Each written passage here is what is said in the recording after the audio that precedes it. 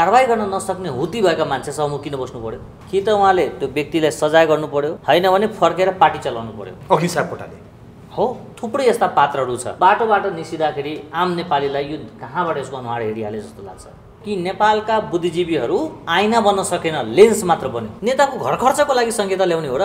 विश्वमा सायद नेपाल मात्र यस्तो मुलुक होला जसको संविधानले आफ्नो नागरिकलाई खण्डित रूपमा स्वीकार गरेको छ। या त सरिता गिरीजीको अभिव्यक्तिमा उहाँहरूको समर्थन भएको हुनुपर्छ, जसले नागरिकलाई विभेदमा लान्छ, त्यो व्यक्तिलाई हामीले नेता मानिदिनु पर्ने। बाबुरामजी ज्ञान भएका र ठेकान नभएको मान्छे हो। संसदभित्र वा बाहिर जातीय आधारमा संवाद गर्ने पात्रहरू दण्डित हुनुपर्छ। यदि कसैले तपाईँले यो भन्छ कि म राष्ट्रपति हुन पाइनँ, के राष्ट्रपति हुन जन्म्या हो? के को लागि नेपाल आएको? राष्ट्रपति हुनले नेपाल आएको? उहाँ कुण्ठाको राजनीति गरेर, मधेसभित्रै अपमानित हुने खालको राजनीति गरेर नेपाल भारत सम्बन्धलाई थप बिगार्ने खालको। आजको मितिमा नेपाललाई बहुराष्ट्रिय राज्य घोषणा गर्ने हो भने 254वटा देश बनाउनुपर्छ। आज तपाईँले बहुराष्ट्रियतामा राज्य भन्ने शब्द जोडेपछि राज्यलाई भूगोल दिनु पर्दैन? त्यसले राष्ट्रियता गुलामीको रूपमा अरूलाई दिइरहेको हुन्छ, त्यसलाई राज्यले पेन्सन दिनुपर्ने, सजाय गर्नु पर्दैन? स्वागत छ। धन्यवाद, नमस्कार। केही दिन यता राजेश ऐराजले बोलेका कुराहरू मिडियामा छ्यापछ्याप्ती छन् र त्यो एउटा नयाँ बहसको थालनी पनि देखिएको छ। जस्तो संसद भवनमा निर्वाचित भएर आएका सांसदहरू बीच नै आरोप प्रत्यारोपको विषय यो हदसम्म पुग्यो कि जहाँ नागरिकताको, भाषाको र एकले अर्काको व्यक्तिगत कुरामा समेत आरोप प्रत्यारोपको अवस्था देखिएका भिजुअलहरू तपाईँ हामीले देखेको हो। त्यो संसदभित्रको त्यो घटना, अझ भनौँ महिला सांसद, एकजना जनजाति सांसदले अर्को एउटा मधेसबाट प्रतिनिधित्व गर्ने सांसदमाथि नै प्रहार गरेका कुराले र उहाँका भाषा शैली फेरि हेर्दाखेरि त्यो संसद रेस्लिङको थलो हो कि भनेर पनि व्याख्या गर्न थाले मान्छेले। अब भनिदिनुहोस् तपाईँले, यो नागरिकताको, भाषाको विवाद हाम्रो संविधानले परिकल्पना गरेको छ कि छैन? कानुनी कुरा गर्ने हो भने हाम्रो संविधानले सङ्घीय संसद अर्थात् राष्ट्रिय सभा र प्रतिनिधि सभामा नेपाली भाषा बाहेक अरू भाषा बोल्न नपाउने व्यवस्था गरेको छ र सांसदजीहरूले संविधान नमानिदिने हो, सांसदहरूले, माननीयहरूले नै संविधानको उल्लङ्घन गर्दै जाने हो भने त्यसले के सन्देश दिन्छ? अरू भाषा बोल्न पाइन्छ, तर त्यसका लागि पहिला संविधान संशोधन गर्नुपर्छ। उहाँहरूले संविधान संशोधन गरेर जुन जुन भाषालाई त्यो संविधानमा सूचीकृत गर्नुहुन्छ उहाँ त्यो भाषा बोल्न पाउनुहुन्छ। तर आज तपाईँसँग कुरा गरिराख्दा अहिलेको मितिसम्म यो संविधानले नेपाली भाषा बाहेक अरू भाषा बोल्ने अनुमति दिएको छैन। 2072 को संविधानले हो। तर नि यही संविधानले जे अधिकार दिएको छ, नागरिकको तहबाट, तपाईँको तहबाट, मेरो तहबाट, अरू सामान्य भुइँ मान्छेको तहबाट हामीले त्यो उल्लङ्घन गरेको खण्डमा हामी सजायको भागीदार हुनुपर्छ। तर जहाँनिर नीति कार्यक्रम बनाउने थलो छ, त्यही थलोले नै संविधान उल्लङ्घन गरेको त प्रष्ट देखियो नि त। अब के हुन्छ त यस्तो तरिकाले? जो अझ अर्को भाषा भने जो अगुवा उही चाहिँ बाटो हगुवा, यो त पहिलेदेखि चलेको उखान छ। उहाँहरू नीति नियम बनाउने, त्यहीँबाट त्यसको नीति नियमको अवज्ञा भयो भने के हुन्छ? पहिलो कुरा त यो घटनामा मलाई 3 किसिमको पीडा दिएको छ। पहिलो पीडा के हो भने मुलुक गरिबीमा, व्यथितिमा, कोरोनाको मारमा र देशबाट बाहिर निस्केका नेपालीहरू प्रताडित भइराखेको बेलामा संसदको यो महत्त्वपूर्ण समय, नेपाल आउन नपाएका नेपालीहरू, विदेशमा रहेका, पीडामा रहेका नेपालीहरू, नेपालभित्रै व्यवसाय बन्द गरेर पीडामा बसेका नेपालीहरू र कोरोनाका कारण त्राहिमाम भएका नागरिकहरूको पक्षमा यो समय खर्चिनु पर्थ्यो। जुन समय बेफाकको विषयमा खर्चियो त्यो कुराले मलाई पीडा दियो। दोस्रो कुरो, जो व्यक्ति आफै खस महिलाको तर्फबाट, खस आडे महिलाको तर्फबाट सांसद हुनुभएको छ, यसको प्रामाणिकता तपाईँले खोज्नु होला। मैले आज मात्र थाहा पाएको हो कि जो व्यक्ति आफू खस आडे महिलाको तर्फबाट अर्थात् पहाडी महिलाको सिटबाट सांसद हुनुभएको छ, उहाँले हिन्दी बोलिदिएर संसदभित्र भारत विरोधी भावनालाई संस्थागत गर्ने काम गर्नु हो। यो गलत भयो। भन्नुको मतलब आगोमा घिउ थप्ने काम गर्नु हो, यो गलत भयो। तेस्रो कुरा के भइरहेछ भने सरिता गिरीजीलाई म राम्ररी चिन्छु, उहाँ राम्रो अध्ययन भएको, अङ्ग्रेजी पनि राम्रो बोल्न सक्ने, विषयवस्तुको राम्रो ज्ञान भएको मान्छे हो। घरमा चाहिँ नेपाली बोल्ने, संसदमा चाहिँ हिन्दी बोल्ने। हामीसँगै अन्तर्वार्ता दिँदा पनि नेपालीमै बोल्नुहुन्छ नि, त्यति बेला पनि हिन्दीमा बोलेर हुन्थ्यो। देशमा द्वन्द्व भइराखेको बेलामा, भारतप्रति खराब धारणा बढिराखेको बेलामा, नेगेटिभिटी बढिराखेको बेलामा उहाँले थप भारत विरोधी काम नगरिदिएको भए हुन्थ्यो।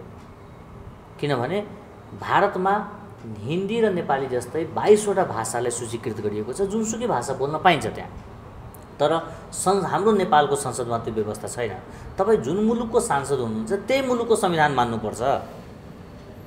तपाईँ नेपालको सांसद हुने 77 जिल्लाको नागरिकको करबाट तलब खाने, अनि कोरियाको संविधानमा यस्तो छ, जापानको संविधानमा यस्तो छ, भारतको संविधानमा यो व्यवस्था छ, अनि चीनमा यो व्यवस्था छ भनेर कोर्लिनु भएन।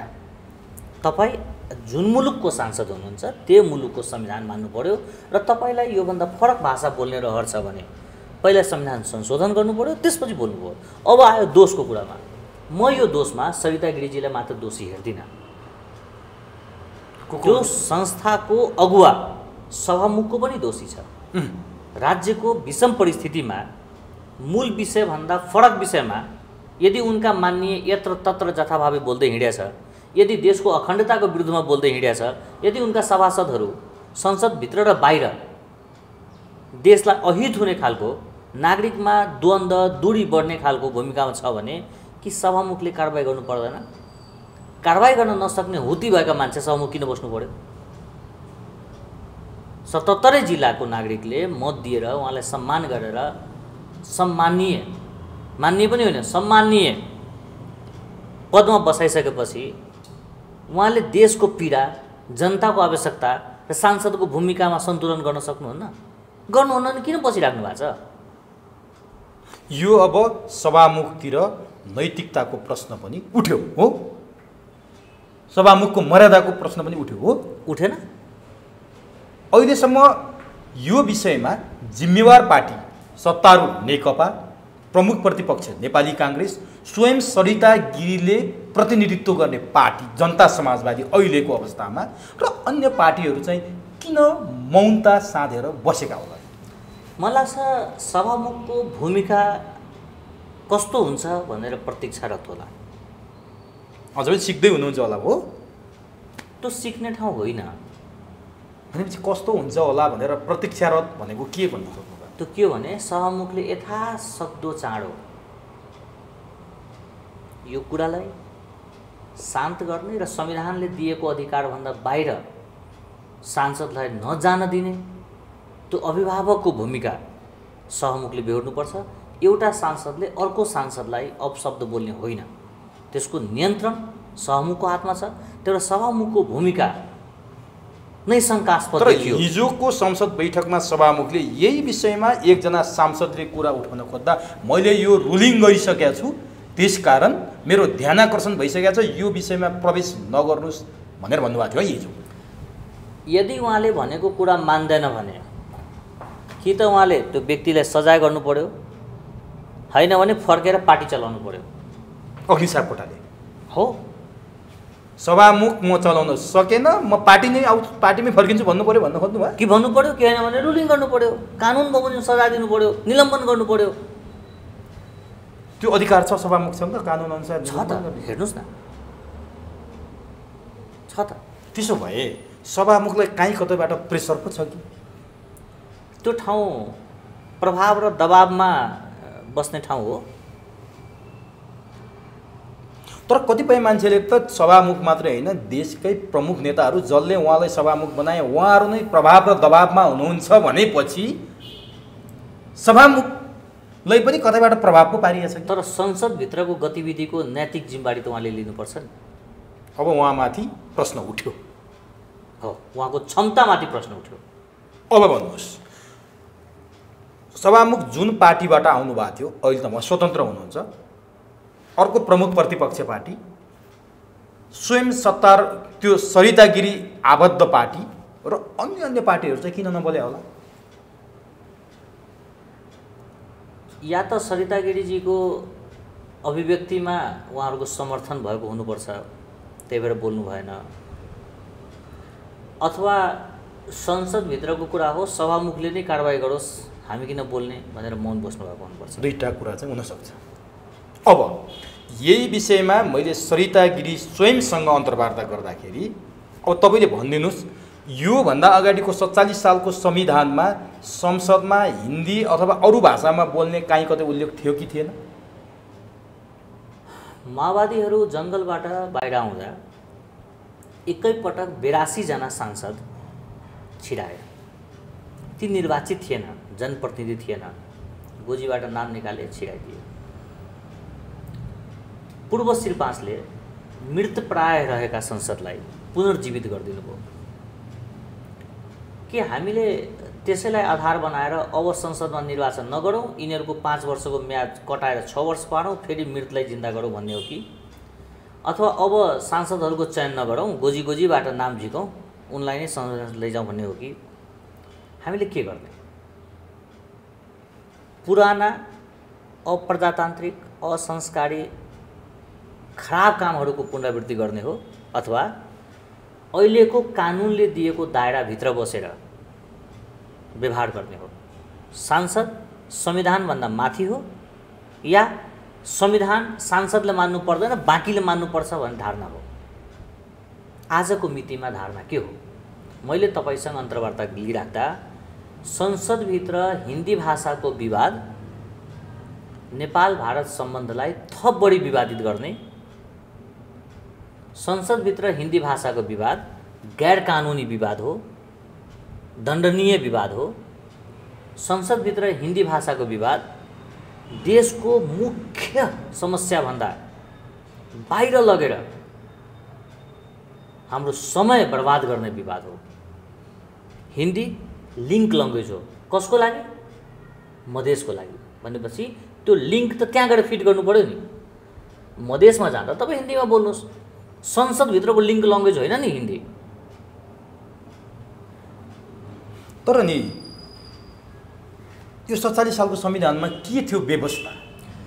त्यो तपाईँलाई संविधानविदले कानुनविदले बताउला। मैले किन यो सोध्न खोजेँ भने सरिता गिरीसँग मैले यही कुरा गर्दा गज्जु बाबुदेखि नै संसदमा हिन्दीमा बोल्ने परम्परा थियो, उहाँ पनि बोल्नुहुन्थ्यो, अरू नेताहरू पनि बोल्नुहुन्थ्यो, बोल्नु भएकै हो नि, राजेन्द्र महतोहरू पनि यसअघि बोल्नु भएकै हो।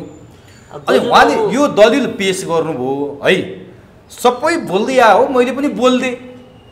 अब हिन्दी भाषामा किन बोल्न नपाउने, अङ्ग्रेजी भाषा चाहिँ अन्तर्राष्ट्रिय भाषाको रूपमा ल्याइन्छ भनेर मलाई उहाँले चाहिँ यसरी तर्क गर्नुभयो। अब तपाईँ त्यो विषयमा मधेस विषयमा जानकार र समसामयिक राजनीतिक विषयमा जानकार भएको हुनाले मैले यो प्रश्न चाहिँ तपाईँलाई सोधेँ। गजुबाबुको समयमा संसदीय विकास कोष थिएन कि उहाँले फिर्ता गर्नुहुन्छ? गजुबाबुको समयमा जुन खालको तलब थियो, जुन खालको वातावरण थियो, जुन खालको पार्टी थियो, के आज उहाँ त्यही पार्टीमा त्यही तलबमा त्यही रूपमा हुनुहुन्छ? होइन नि। आजभन्दा 200 वर्ष पहिला विश्वमा कुनै मुलुकै थिएन, कि आज उहाँले त्यो मुलुक अहिले पनि छैन भन्न सक्नुहुन्छ? तपाईँ हामी जतिको मान्छेले कुरा गर्दा आजको समयमा कानुनले के भन्छ, कानुनले कतिसम्मको दायरा दिएको छ त्यो विषयमा कुरा गर्ने हो। नजिरका विषयमा कुरा गर्ने अवस्था छैन। यसको मतलब भावनाको विषयमा गर्न पाइँदैन। अब कानुनले के भन्छ, उहाँले अध्ययन गरेको कानुनले के भन्छ, उहाँले शपथ ग्रहण गरेको संविधानले के भन्छ, र उहाँ जुन संसदमा हुनुहुन्छ त्यो कुन देशको संसद हो? भारतको कि नेपालको? जुन देशको हो त्यो देशको कानुन मान्नु पर्यो। अब मेरो बुझाइ के हो भने सांसद यदि संविधानभन्दा माथि जान खोज्छ, संविधान अवहेलना गर्छ, संविधान पालन गर्दैन, यो त दण्डनीय विषय हो, निन्दनीय विषय हो यो। अब नि राजेशजी, उहाँले संविधानकै पालना गर्नु भएन। जसले संविधानको पालना गर्नको लागि नीति नियम बनाउने ठाउँमा बसे उहाँले पालना गर्नु भएन। उहाँ अझै भन्ने हो भने समानुपातिक सांसद। अब यहाँ काठमाडौँका सडकमा माइतीघर मण्डलामा रत्न पार्कमा सरिता गिरी विरुद्ध आन्दोलन सुरु भइसक्यो। सरिता गिरीको सांसद पद खोसेर जेलमा कोत्नुपर्छ भनेर अब नारा लाग्न थालिसक्यो भनेपछि कानुनले उहाँलाई जेलमा कोत्ने हैसियत राख्छ कि राख्दैन? त्यो अपराधै होला नि त। संविधानमा नभएको कुरो अर्को भाषामा सांसद अर्को भाषामा संसदमा बोल्दाखेरि उहाँलाई कानुन लाग्छ कि लाग्दैन? र उहाँको संविधानले उहाँलाई अब त्यो कानुनअनुसार कारबाही गरेपछि उहाँको सांसद पद जान्छ कि जाँदैन? त्यो संविधानविदले भन्ने कुरा हो। तर सडकमा नारा लाग्न थालिसक्यो। हेर्नुहोस्, आक्रोश छ नेपालीहरूमा। कोरोनाको आक्रोश छ, बेथितिको आक्रोश छ, भ्रष्टाचारको आक्रोश छ, परिवारका सदस्यहरू देश विदेशमा दुःख पाइराखेको अवस्थामा छ, 17,000 नेपालीहरूको आँगनमा लास खसेको अवस्थामा छ। जनतामा आक्रोश छ र जनताको आक्रोशलाई झन् बढी उत्तेजित गर्ने काम मान्यजीहरूले गरिदिनु हुँदैन। किनभने यस्ता खालका दुर्घटनाहरू, पब्लिकबाट आएका सेन्टिमेन्टल दुर्घटनाहरूले लामो समयका लागि असर गर्छ है। किनभने वैधानिकता र सामाजिक स्वीकृति फरक फरक कुरा हो। मान्यजीहरूको वैधानिकता बाँकी होला, 2 वर्ष बाँकी होला, 2.5 वर्ष बाँकी होला, तर सामाजिक स्वीकृति गुम्यो भने त्यो वैधानिकताले सामाजिक स्वीकृति रिकभर गर्न सक्दैन। नेपालमा थुप्रै यस्ता मन्त्री, थुप्रै यस्ता प्रधानमन्त्री, थुप्रै यस्ता पात्रहरू छ जो बाटोबाट निस्किँदाखेरि आम नेपालीलाई यो कहाँबाट यसको अनुहार हेरिहाले जस्तो लाग्छ। किनभने त्यो पदमा गए तर समाजका लागि केही दिएन, घृणाका पात्रहरू भएर गए। कुनै समयमा ठुलो व्यक्तित्व भएर निस्केका मान्छेहरू जब पदमा गए, देश र समाजलाई सकारात्मक दिशातर्फ लान सकेन। आज उनलाई मान्छेले पूर्व आतङ्ककारी भन्दैछ, पूर्व अपराधी भन्दैछ। किन भन्दैछ भन्दाखेरि तपाईँ जे विषयलाई लिएर क्रान्ति गर्नुभयो, जुन रूपान्तरणको तपाईँ कुरा गर्नुभयो, तपाईँ ठाउँमा पुगेपछि त्यो रूपान्तरण त्यो ठाउँमा पुगेन जसका लागि तपाईँले कुरा गर्नुभएको थियो। अर्थात् के हो भने नेता भनेका अगुवा हुन्। अगुवाले यस्तो काम गर्नु हुँदैन, संविधान मिच्ने काम गर्नु हुँदैन, देशका अहितमा बोल्ने काम गर्नु हुँदैन, समाजमा द्वन्द्व र दूरी बढ्ने कुराहरू गरिदिनु हुँदैन। अगुवाले आम नागरिक जो राजनीति बुझ्दैन, उनको हृदयमा ठेस लाग्ने, उसको मातृभूमिलाई असर पर्ने खालको संवादहरू गरिदिनु हुँदैन। अब नि तपाईँले जसरी विचारहरू व्यक्त गर्नुभयो, समाजले त अस्वीकार गर्ने अवस्था पनि आउन थालिसक्यो।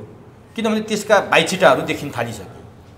अब कुरो कहाँनिर रह्यो भनेपछि अघि हामीले सभामुख, सत्तारूढ पार्टी, प्रमुख प्रतिपक्ष पार्टीको त कुरा गऱ्यौँ, तर स्वयं उहाँको पार्टीका शीर्ष भनिएका नेताहरू जो केही दिन अगाडि मात्रै मिलेर अझ 2वटा पार्टी मिलेर अझै ठुलो पार्टी बन्नु भएको छ, हामी वैकल्पिक शक्तिको रूपमा आयो, अब यो मुलुकको कायापलट गर्ने जिम्मा हामीलाई छ भनेर मलाई त्यही पार्टीका शीर्ष नेताहरूले भन्नुभएको छ। अब उहाँहरू यो सरिता गिरीको भर्सनसँग किन त्योलाई सम्बोधन गर्ने गरी बोल्नु भएको छैन? कि उहाँहरूको मौन समर्थन हो, उसले गरेको कुरा ठिक छ भन्ने हो, अथवा सरिता गिरी कहीँबाट प्रभावमा पर्नु भएको छ, त्योभन्दा ठुलो प्रभाव उनीहरूलाई पर्यो र उनीहरू मौन छन्? के हो? अब उहाँको विषयमा कुरा उहाँहरूले नि भन्ने हो, तर तपाईँको विश्लेषण, उनको पार्टीका विषयमा जसपाका कुरा तपाईँले गर्दै हुनुहुन्छ भने त्यो पार्टीका प्रवक्ताले भन्ने हो। मेरो बुझाइ के हो भने सांसद जुनसुकै रूपबाट संसदभित्र छिरे पनि सिङ्गो नेपालको प्रतिनिधित्व गर्छ। आज सरिता गिरीजी जति बौद्धिक हुनुहुन्छ, उहाँले चाहिँ सिङ्गो नेपालको प्रतिनिधित्व गर्नुपर्ने हो। देशभरिका नेपालीले सरिता गिरी जस्ता विद्वान मान्छे, पढे लेखेका मान्छे, राम्रो अङ्ग्रेजी बोल्न र बुझ्न सक्ने मान्छे हाम्रो मान्यजी हुनुहुन्छ है भन्ने खालको त्यो प्राउड फिल गराउनु पर्ने ठाउँमा उहाँ कुण्ठाको राजनीति गरेर, मधेसभित्रै अपमानित हुने खालको राजनीति गरेर, नेपाल भारत सम्बन्धलाई थप बिगार्ने खालको राजनीति गरेर उहाँ कसैको हितमा गइराख्नु भएको छैन। त्यही भएर मेरो आग्रह चाहिँ के छ भने उहाँ जतिको मान्छेले देश जोड्ने काम गर्नुपर्छ। 77 जिल्लाको नागरिकले गर्व महसुस हुने खालको भूमिकामा आउनुपर्छ। जुम्लामा आग लागि हुँदा जनकपुरको मान्छे ढुक्क भएर सुत्ने होइन, रौथटमा बेथिति हुँदा, तपाईँको बाढी हुँदा रोल्पाका मान्छे ठिकै भयो भन्ने खालको भूमिकामा होइन। त्यही भएर माननीय भनेपछि सबैले मनबाट माननीय हुने खालको चरित्रमा आउनु पर्यो। त्यो उहाँले बोलिरहेको कुरा, बोलिरहेको भाषा मधेसको भाषा होइन। त्यो हामी सबैलाई थाहा छ, मधेसमा अवधी, मैथिली र भोजपुरी भाषा चलिराखेको छ। हिन्दी लिङ्क ल्याङ्ग्वेज हो, तर त्यो मधेसमा लिङ्क ल्याङ्ग्वेज हो, संसदभित्र होइन। लिङ्क ल्याङ्ग्वेजलाई त्यही ठाउँमा फिट गर्नु पर्यो। मधेस जाँदा बोल्नुहोस्, पार्टीभित्र बोल्नुहोस्, मधेसको मान्छेले के बुझ्छ त्यो अनुसार भनिदिनुहोस्। भक्तपुरको मान्छेहरू नेवारी भाषामा राम्ररी बुझ्न सक्छ भने नेवारीमा बोलिदिनुहोस् जनताका लागि। तर संसदभित्र संविधानले जे दायरा दिएको छ त्योभन्दा माथि जानु मिल्दैन। त्यो गलत अभ्यास हो। गलत अभ्यास एउटाले सुरु गर्यो भने अर्कोले त्यसको निरन्तरता दिन्छ र 2टा सांसद 3टा सांसद र 10वटा सांसदले एकअर्कालाई अपमानित एकअर्कालाई बेइज्जती गरिराख्ने हो भने विश्व स्तरबाट नेपाली संसदको नेपालको सांसदहरूको प्रतिष्ठा कस्तो रहन्छ? हामी नेपालीप्रति विदेशीहरूको धारणा कस्तो बन्छ? आफ्नै एक लुगा चाहिँ फाल्दै जाने, नाङ्गो हुँदै जाने राम्रो होइन नि। अब नि यो त भाषाको कुरा भयो। उहाँसँग अझ अर्को पनि डरलाग्दो विवाद छ। उहाँले चाहिँ अङ्गीकृत नागरिकताको विषयलाई पनि बारम्बार उठाउनु भएको छ। अङ्गीकृत नागरिकताको विषय तपाईँले पनि बोल्दै आउनु भएको छ। खासमा तपाईँले अङ्गीकृत नागरिकताको विषयलाई किन उठाउनु भएको? सरिता गिरी आफैमा पनि अङ्गीकृत नागरिकताधारी, उहाँका कुण्ठाहरू त्यो विषयमा छँदैछन्। तपाईँले अङ्गीकृत नागरिकताको बारेमा उठाउनु भएको विषय चाहिँ के हो? मलाई कुनै व्यक्तिसँग दुविधा छैन, कुनै व्यक्तिप्रति मेरो कुनै खालको फरक मत छैन। तर नेपालमा चाहिँ जसरी धेरै तिब्बतीहरूले नागरिकता लिएका छन्, बर्मेलीहरूले, भुटानीहरूले, इन्डियनहरूले नागरिकता लिएका छन् र नेपालमा जति धेरै अङ्गीकृत नागरिकहरू छिरेको छ र यो अङ्गीकृत नागरिकहरूको जुन खालको राजनीतिको मोह हेर्दैछु म र जस्ता खालका सङ्केतहरू संसदभित्र र बाहिर देखिरहेछ, यो चाहिँ देशको हितमा शुभ सङ्केत होइन। कहीँ पनि जग्गाको गुरुत्व जति लालपूर्जाधारीलाई हुन्छ त्यति मोहीलाई नहुन सक्छ। अधिकार त होला, एकदम अपनत्व नहुन सक्छ। यो बोलिराख्दा कतिपय अङ्गीकृतहरू वंशजभन्दा बढी नेपाललाई माया गर्ने खालको होला।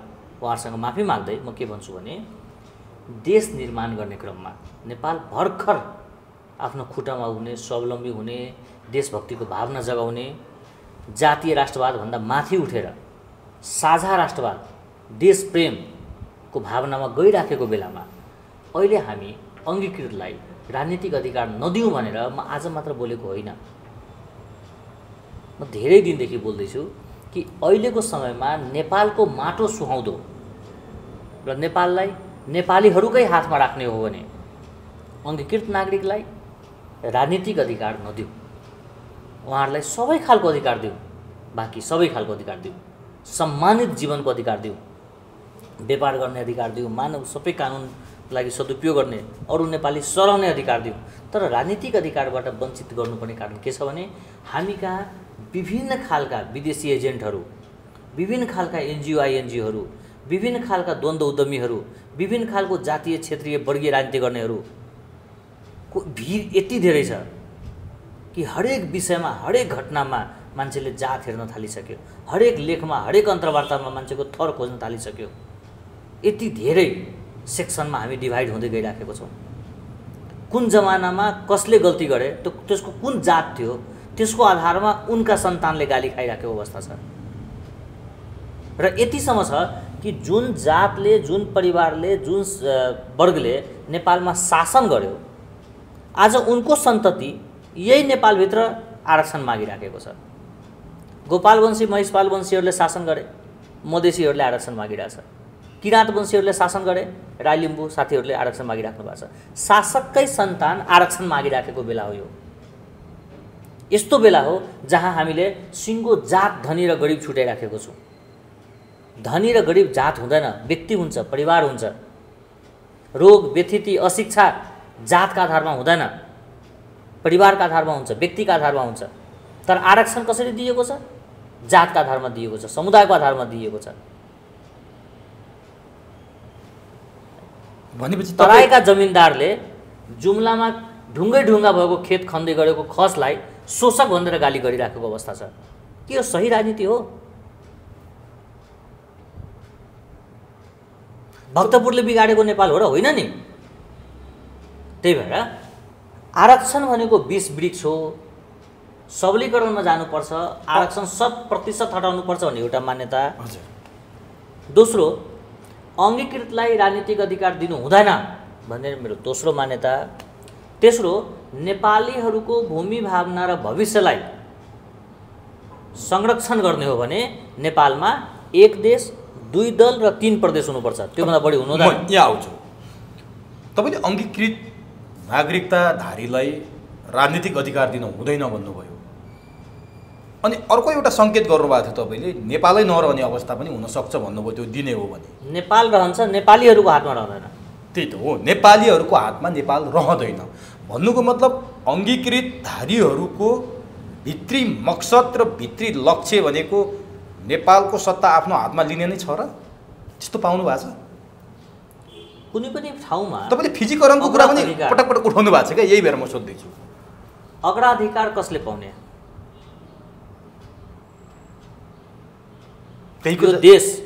यो देश भूमिपुत्रहरूको हो। भूमिपुत्रहरूको राजनीतिमा अगाडि बढ्नुपर्छ। आज आयो, भोलि सांसद बन्यो, पर्सि मन्त्री बन्यो, निकोर्सी कानुन बनाएर त्यो भूमिपुत्रहरूलाई कानुन लाद्ने होइन। यो देशको भूमिपुत्रहरू, यो देशका वंशजहरू अब अगाडि सर्नुपर्छ, नेतृत्व लिनुपर्छ र देशलाई समृद्ध बनाउनुपर्छ। देश समृद्ध भइसकेपछि, सबल भइसकेपछि, सक्षम भइसकेपछि त्यसपछिका कुराहरू हो यी कुराहरू। विश्वमा धेरै यस्ता मुलुक छ जहाँ राज्यले सरकारी जागिर खान आऊ भन्दाखेरि नागरिक आउँदैन, किनभने राज्यले दिने सेवा सुविधा भन्दा निजी कम्पनीले दिने सेवा सुविधा हजारौँ गुणा, 100 गुणा, 10औं गुणा बढी छ। त्यहाँ आरक्षणको कुरा छैन। तर यो आरक्षण जसले आरक्षण पाएका छन् र माग गरेका छन्, चाहे त्यो लोकसेवामा का कुरा होस्, चाहे संसद भवनभित्र पनि आरक्षणै बनाउने, त्यो समानुपातिकता आरक्षणै हो। यी सबै कुरा गर्दा उहाँहरू के भन्नुहुन्छ भने भर्खरै चाहिँ परिवर्तनको महसुस गरेको मुलुकमा, भर्खरै पाइला सारेको मुलुकमा जो सीमान्तकृत भएर जो चाहिँ सीमामै पुर्याइए, भित्तामै पुर्याइए, त्यस्ताहरू चाहिँ खस आर्य जातिसँग कम्पिटिसन गर्न सकेनन्। तिनीहरूलाई केही निश्चित समयको लागि मात्रै हो है भनेर ती दलितका अगुवा भन्नुहुन्छ, त्यही जनजातिका अगुवा भन्नुहुन्छ। योमा कतिको सत्यता पाउनुहुन्छ तपाईँ? हेर्नुहोस्, व्यक्तिको व्यवस्थापन मात्रै भइराखेको छ। मधेसी मूलबाट एकजना राष्ट्रपति बनेको भरमा मधेसले न्याय पाउने होइन। एकजना महिला राष्ट्रपति भएको भरमा नेपालभरिको महिलाले न्याय पाउने होइन। एउटा मुस्लिम समुदायबाट मुख्यमन्त्री भएको भरमा सबै मुस्लिमले मुख्यमन्त्री सरहको सेवा सुविधा पाउने होइन। व्यक्तिको व्यवस्थापनले मुद्दालाई सम्बोधन गर्दैन। त्यही भएर राज्य सबलीकरणमा जानुपर्छ, आरक्षणले हुँदैन। के गर्नुपर्छ? आरक्षण तत्कालका लागि केही व्यक्तिको व्यवस्थापन मात्रै हो। अझ तपाईँ आरक्षणमा थप अध्ययन गर्नुहुन्छ भने एकैजना व्यक्ति दुई पटक सांसद हुन्छ आरक्षण कोटामा। आरक्षण पटक पटक दिने कुरा हो र एकैजनालाई? आरक्षणको लिस्ट निकालेर हेर्नुहोस्। अमेरिकामा बस्ने मधेसीहरू, जापानमा बस्ने आदिवासीहरू, अस्ट्रेलियामा बस्ने नेवार समुदायका मान्छेहरू जसलाई कुनै खाँचो छैन, जो सबल छ, आर्थिक रूपबाट सबल छ, वैचारिक रूपबाट सबल छ, त्यो मान्छेले आरक्षण खोज्छ। त्यो मान्छे आरक्षणको कुरा गर्छ जो महिनामा 15 दिन नेपालभन्दा बाहिर बस्छ। यो धन्दा हो, जमिनी हकीकत होइन।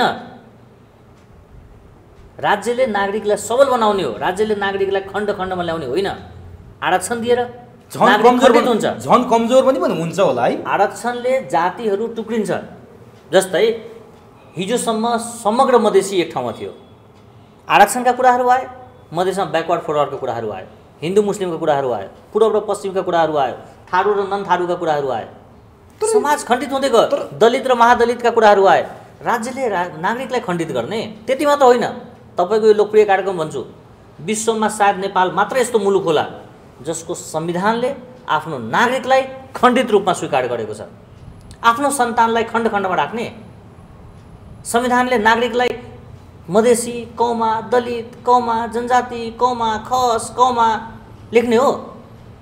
संविधानले त सिङ्गो भूगोललाई नेपाल र सबै नागरिकलाई नेपाली भन्ने शब्द प्रयोग गर्नुपर्छ। संविधानले नै विभाजित बनायो, संविधानले नै नागरिकलाई खण्डित गरेको छ। तर नि यस्तो कुरा चाहिँ यी शासक वर्गले, यी नीति नियम बनाउनेहरूले किन छिरायो होलान् संविधानमा? तपाईँले भनेको जस्तै समावेशी किन छिरायो होलान्, आरक्षण किन छिरायो होलान्, र यस्तो चाहिँ खण्डित बनाउने संविधान किन बनाए, कहाँबाट बनाए, कसको आशयमा बनाए? हेर्नुहोस्, उनका खेतीपाती म बुझ्दिनँ, म राजनीति गर्ने मान्छे होइन। तर मेरो बुझाइ के हो भने देशलाई बेस बनाएर राजनीति गर्ने हो, जनतालाई खण्डित गर्ने होइन, द्वन्द्व र दूरीमा राजनीति खोज्ने होइन, नागरिकलाई नागरिकसँग भिडाएर आफ्नो भविष्य खोज्ने होइन। जसले द्वन्द्वको कुरा गर्छ, जसले घृणाको राजनीति गर्छ, जसले नागरिकलाई विभेदमा लान्छ, त्यो व्यक्तिलाई हामीले नेता मानिदिनु पर्ने? तपाईँले भर्खर एउटा कुरा मलाई सोध्नु भएको थियो, मैले त्यसको जवाब जानेर दिइनँ। तपाईँले के सोध्नु भएको थियो भने अहिले भर्खर एउटा पार्टी गठन भएको छ, वैकल्पिक पार्टी भन्दैछ। जो मान्छे 17 वर्ष 18 वर्ष अध्यक्ष भयो, त्यही व्यक्ति फेरि अध्यक्ष भएको छ, उसले आफ्नो पार्टीमा नयाँ अनुहार दिएको छैन, त्यो मान्छे समावेशीको कुरा गर्ने? जुन पार्टीले भन्दैछ कि हामी विभेदका विरुद्धमा सङ्गठित भएको छौँ, त्यो 5 जना अध्यक्षमा 1 जना महिला छैन। विभेदको विरुद्ध भनेको आफै विभेद गर्नु हो, होइन नि? उत्तरार्धमा तपाईँसँग आउनेछु। म अलिकति यो अङ्गीकृत सकिहालौँ। तपाईँले यो अङ्गीकृत नागरिकताधारीहरूले फिजीकरण गर्दैछन् मुलुकलाई पनि भन्नुभएको छ है, यो त्यस्तो सङ्केत देखिन्छ? देश घुम्नुस्, नागरिकता जसरी झापामा बाँडिएको छ, जसरी पहाडका अरू ठाउँमा बाँडिएको छ, जसरी काठमाडौँकै नागरिकताका इस्युहरू उठेका छन्, यो सबै तपाईँले हेर्नुभयो भने यो कुरा हामी सबैलाई फिल हुन्छ कि अब केही दिन पछाडि वंशज नेपालीहरूले अङ्गीकृतहरूलाई बिन्ती पत्र चढाउनुपर्छ कि मलाई यो सुविधा दिनुहोस् भनेर। यो समस्या मधेसको मात्र होइन, धेरै सञ्चार माध्यमले मसँग यो विचार लगेर यो मधेसको समस्या भन्दैछ। गलत हो, मधेसलाई बदनाम गराइएको छ, तर अङ्गीकृतको 70-80% भार पहाडले बोकेको छ। अङ्गीकृत नागरिकले यसरी गरी आइराख्ने हो, राजनीतिमा गइराख्ने हो भने यो मुलुक अबको 3 वर्षपछि यो गृहयुद्धमा जान्छ। तपाईँले पटक पटक दाबी र भविष्यवाणी गर्दै आएको कुरा यही हो, गृहयुद्ध अब सम्भावी छ भन्नुभएको देखिएको छ। विद्वान बनाउँदा मान्छेहरूले संविधानको विरुद्धमा पार्टी दर्ता गराएको छ। हाम्रो संविधानले अखण्ड नेपालको परिकल्पना गरेको छ नि, बहुराष्ट्रिय भनेर उहाँले गर्नुभएको। बहुराष्ट्र होइन, बहुराष्ट्रिय राज्य। बहुराष्ट्रिय राज्य हुने जिताउन पाउँदैन। बहुराष्ट्रियता फरक कुरा हो, बहुराष्ट्रिय राज्य फरक कुरा हो। त्यो के हो त्यो भने उहाँहरूले अर्कै व्याख्या गर्नुभएको छ मसँग यही कार्यक्रममा। बहुराष्ट्रियता भनेको हरेक समाजको इतिहास, त्यसका धर्म, त्यसका जाति, त्यसका प्रजाति, त्यसका संस्कृति, त्यसका सभ्यताहरूको सम्मिश्रण भनेको राष्ट्रियता हो। त्यसलाई आधार बनाउने हो भने नेवार समुदायहरूको छुट्टै राष्ट्रियता हो, मधेसीहरूको छुट्टै राष्ट्रियता हो, खसहरूको छुट्टै राष्ट्रियता हो, मतवाली साथीहरूको छुट्टै राष्ट्रियता हो, हाम्रो थारू साथीहरूको छुट्टै राष्ट्रियता हो। नेपाल बहुराष्ट्रियता हो। बहुराष्ट्रियता बोकेका जात-जाति छन्, त्यहाँसम्म ठिक छ। तपाईँले बहुराष्ट्रियतामा राज्य भन्ने शब्द जोडेपछि राज्यलाई भूगोल दिनु पर्दैन? भूगोल बिना पनि राज्य हुन्छ? तपाईँले बहुराष्ट्रियतामा राज्य शब्द जोड्ने बित्तिकै त्यसलाई भूगोल दिनुपर्छ। र आजको मितिमा नेपाललाई बहुराष्ट्रिय राज्य घोषणा गर्ने हो भने 254वटा देश बनाउनुपर्छ आजको मितिमा। त्यही भएर उहाँहरूले मिडियाले भन्दाखेरि, बाहिर भाषण गर्दाखेरि बहुराष्ट्रियताको कुरा गर्नुहुन्छ, दस्तावेजमा बहुराष्ट्रिय राज्य भन्ने शब्द जोड्नुहुन्छ। यो खतरनाक कुरा हो, युरोसेन्ट्रिक कन्सेप्ट हो यो। जात जातिको बिचमा द्वन्द्व र दूरी ल्याउने, जात जातिलाई हतियार दिने, अधिकारका नाउँमा बन्दुक भिडाउने र राष्ट्रियता बोकेका विभिन्न फरक फरक खालका समुदायलाई अनवरत युद्धमा होम्ने यो प्रयास हो।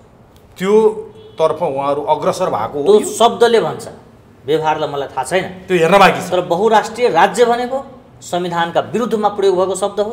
तर नि शब्दले भन्छ भन्नुभयो, तपाईँले अर्को एउटा शब्द बोल्नु भएको छ, अबको 3 वर्षमा यो मुलुक गृहयुद्धमा जान्छ भनेपछि कतै उहाँहरूकै कारण त जाने होइन? अब प्रश्न उठ्यो। त्यसका दुईटा आधार छ, हेर्नुहोस्। एउटा आधार के छ भने माओवादीका नेताहरूसँग राज्यले विभिन्न खालको सहमति गरेर नेताको व्यवस्थापन गर्यो, मुद्दाको सम्बोधन गरेन, हतियारको व्यवस्थापन गर्न सकेन। मधेसमा 33वटा सशस्त्र समूहसँग राज्यले वार्ता गर्यो, हजारौँ मधेसका युवाहरू जेलमा छन्, तर हतियार राज्यले एउटा पनि ल्याएन, मुद्दाको सम्बोधन भएन। नेताको व्यवस्थापन भनेको मुद्दाको सम्बोधन हो। 2015 सालमा नेपालमा स्वतन्त्र मधेसको अभियान सुरु भएको थियो। तराई मधेस जनतान्त्रिक दल भनेर खुल्या थियो। त्यतिखेरको नेताको सम्बोधन भयो कि स्वतन्त्र मधेसको अभियान बन्द भयो, भएन। फेरि 62-63 मा स्वतन्त्र मधेसका अभियान सुरु भयो। सशस्त्र समूहसँग राज्यले सम्झौता गर्यो, नेताको व्यवस्थापन गर्यो, तर स्वतन्त्र मधेसको माग बाँकी नै बस्यो। फेरि डाक्टर सीके राउतले यो मुद्दा उठाउनु भयो, फेरि उहाँको व्यवस्थापन भयो, मुद्दा बाँकी नै बस्यो। नेताको व्यवस्थापन र मुद्दाको सम्बोधन फरक फरक कुरा हो। राज्यले मुद्दाको सम्बोधन गर्नुपर्छ, नेताको सम्बोधन होइन। नेताको व्यवस्थापनका लागि गरिने सम्झौताहरूले मुद्दालाई निरन्तरता दिइरहन्छ।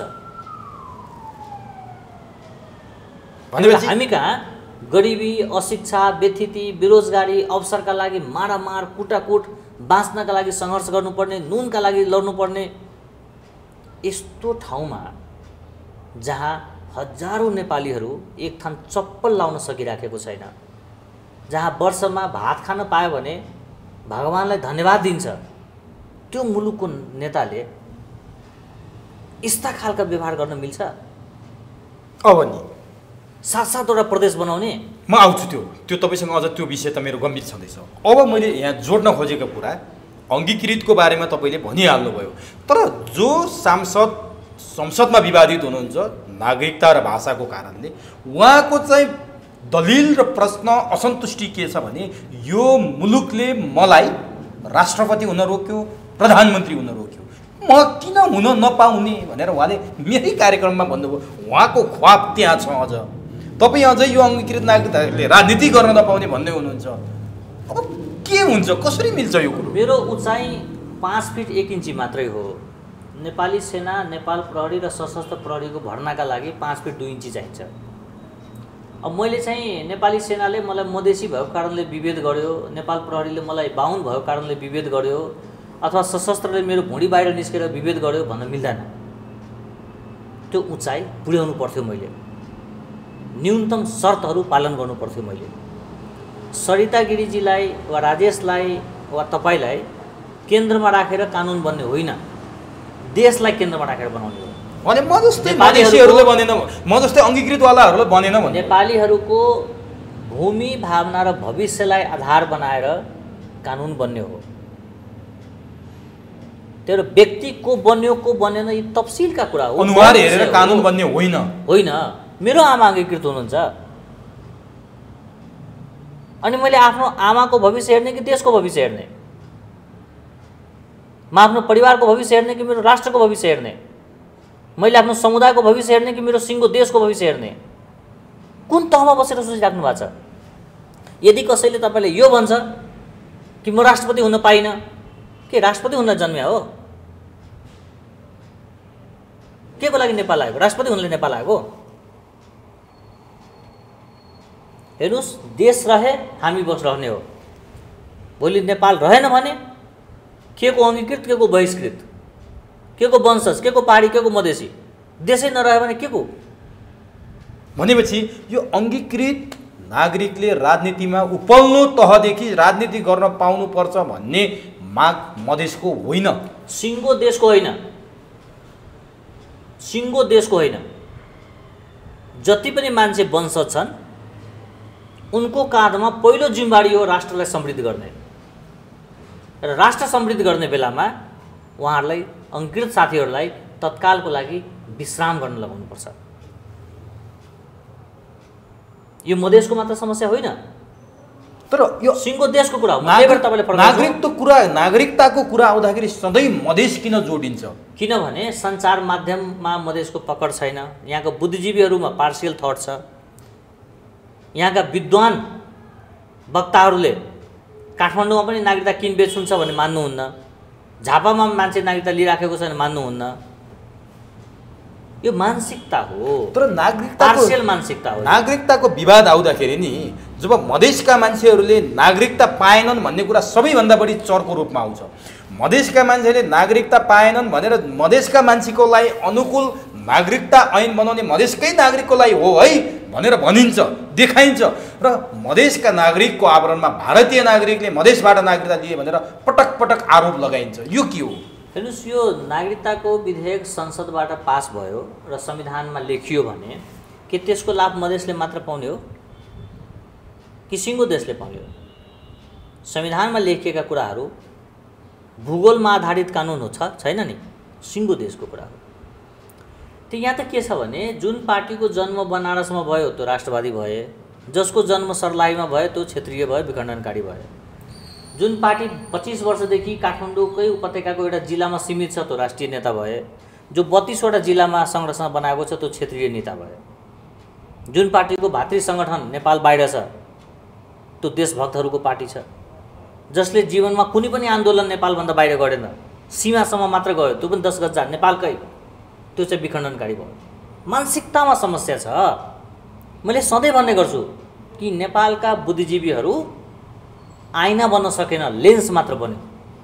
समुदायका आधारमा ज्ञानको प्रस्तुति गर्ने हो भने द्वन्द्वले निरन्तरता पाइरहन्छ। हामी कहाँ भएको जम्मा 3टा समस्या त हो। एउटा संरचनागत रङ्गभेद हो, त्यो भनेको के हो भने मधेसीले नागरिकता पायो, गृह मन्त्रालयले कारबाही गर्यो भने सबै मिडियाले छाप्ने, तर त्यो नागरिकता दिने हाकिम साहबलाई कारबाही गर्न कसैले नचाहने। कि नागरिकता पसलमा पाउँछ, एउटा व्यक्तिले नागरिकता लिनको लागि वडा सचिवले सिफारिस गर्छ, प्रहरीले रिपोर्ट बनाउँछ, सेक्सन अफिसरले टिप्पणी उठाउँछ, सिडिओले साइन गर्छ। यो 4 जनालाई सजाय हुनु पर्दैन? जसले राष्ट्रियता बेच्छ, जसले राष्ट्रियता दिन्छ, जसले राष्ट्रियता गुलामीको रूपमा अरूलाई दिइरहेको हुन्छ, त्यसलाई राज्यले पेन्सन दिनुपर्ने, सजाय गर्नु पर्दैन? अनि समुदायको आधारमा कानुनको प्रयोग गर्ने, अनि साझा नेपाल होस् भन्ने चाहना राख्ने दृष्टि दोष छ। तर पटक पटक नागरिकताको विवाद आउँदा मधेसतिर तपाईँले भने जस्तो दृष्टि दोष किन भइरहन्छ भन्ने कुरा उठिरहन्छ क्या यहाँनिर। हो, किनभने हाम्रा बौद्धिक जमातहरू लेन्सको जस्तो जीवन बाँचिराखेको छ, आइना जस्तो बाँच्न सकेको छैन। आज पनि एउटा अपराध भयो भने त्यो व्यक्ति पीडित हुँदैन, जात पीडित हुँदो रहेछ। दलितले बाहुनलाई पिट्यो, जनजातिले मधेसीलाई पिट्यो भन्छ। यो समाचारको शीर्षक हुनुपर्ने हो। व्यक्ति पो हो त, त्यो जात हो। त्यो अपराधलाई जातमा लैजाने, अझै राजनीतिकरण गरिदिने, एउटा घटनालाई समुदायमा लिएर जाने, यी पनि अपराधको पाटो हो। अब तपाईँले यो घटनाको जातीयकरण गर्नु पनि जातिवादी राजनीतिको पृष्ठपोषण हो। अब यो किन पनि शङ्का गरे होला नि मान्छेले भनेपछि जब नागरिकताको विषय आउँछ त्यही विषयलाई इस्युज बनाएर मधेसका राजनीतिक दलहरूले, मधेसका मसिया ठान्नेहरूले त्यसलाई प्रमुख मुद्दा बनाएर राजनीति गर्दाखेरि मान्छेले आशंका गरेको हो कि राजेशजी? तर बौद्धिक जमातको काम के, नेपाली मिडियाको काम के? भ्रष्टता गर्नु पर्दैन? यिनका भूमिका के हो? जनकपुरको मान्छे अहिलेसम्म पनि जुम्ला घुम्न नसकेको कारण के हो? रोल्पाको मान्छेले रौथरको जनजीवन बुझ्न नसकेको कारण के हो? 8000 युट्युब, 4000 पत्रिका, 1000 एफएम चल्ने ठाउँमा 77वटा जिल्ला जोड्न सकिँदैन? साँच्ची भने मधेस पहाड हिमाल किन नजोडिया होला, त्यहाँको मन किन नजोडिया होला? त्यसका कारण के हो भने तपाईँ हामीले पक्षीय प्राज्ञिक चिन्तन बोकिराखेको छौँ। जनकपुरको जनजीवनलाई नेवारी भाषामा डकुमेन्ट्री बनाएर हामीले भक्तपुरलाई देखाउन सकिरहेको छैनौँ। रोल्पाको जनजीवनलाई मैथिली भाषामा बनाएर प्रदेश 2 का सञ्चार माध्यममा दिन सकिरहेको छैनौँ।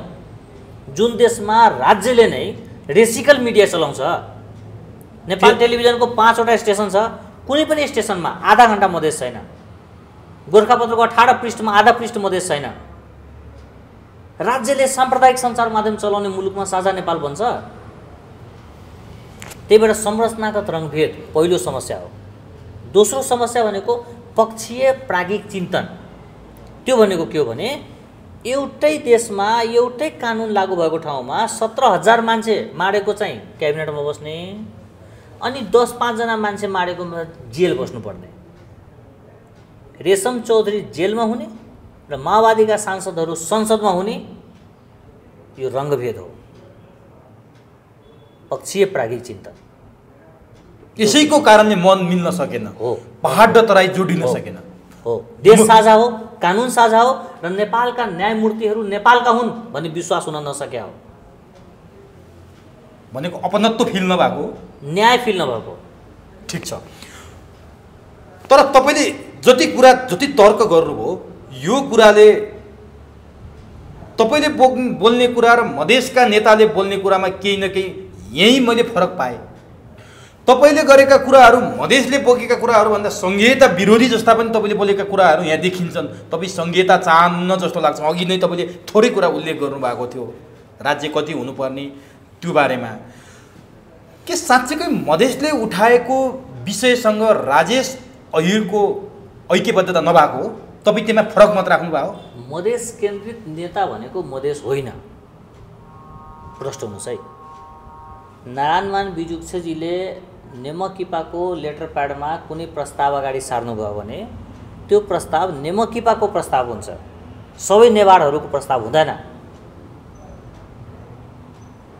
केपी ओलीजीले नेपाल कम्युनिस्ट पार्टीको लेटर प्याडमा कुनै प्रस्ताव संसदमा दर्ता गर्नुभयो भने त्यो प्रस्ताव नेकपाको हुन्छ, विश्वभरि छरिएका ओलीहरूको हुँदैन। त्यही भएर मधेस केन्द्रित भनाउँदा दलहरूले जुन प्रस्ताव दर्ता गरेको छ त्यो प्रस्ताव भनेको जसपाको प्रस्ताव हो, मधेसीहरूको होइन, सिङ्गो मधेसीको होइन। यति भनिराख्दा व्यक्तिमा विचारको फरक छोड्नु न, मैमा विचारको फरक छ। मैले जबसम्म पहाड हिमाल घुमेको थिएन मलाई के लाग्थ्यो भने यो राज्य व्यवस्थाले पहाड र हिमाललाई गजब न्याय गर्यो र मधेसलाई गजब अन्याय गर्यो भन्ने मलाई फिल भएको थियो। जब मैले पहाड घुमेँ, हिमाल घुमेँ,